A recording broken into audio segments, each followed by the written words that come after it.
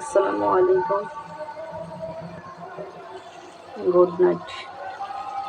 কি অবস্থা আপনাদের?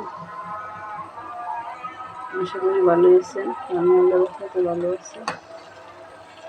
দেখতে পারছেন যে দুইটা চেপা দিয়ে কাঁঠালের বিচি, এখনো তো মানুষে কাঁঠাল খায়নি। কাঁঠালের বিচি খেয়ে নিতেছে আগে ফার্স্টে। ওই কাঁঠালের বিচি নিলাম, তারপর পুঁই শাক, তারপর অল্প দুইটা ডাঁটা ছিল, ডাঁটা দিলাম।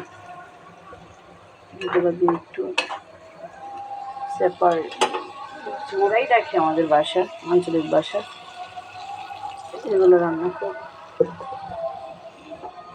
এটা মনে করেন গরম গরম ভাতের সাথে সার্ভ করলে কত যে ভালো লাগে।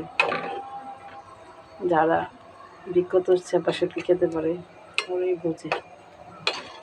দেখতে পাচ্ছেন আমি আবার একটু ডেকে রান্না করবো।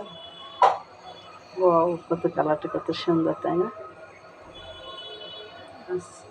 এগুলো দিয়ে আজকে আমরা ডিনার করবো। ওকে, আল্লাহ হাফিজ।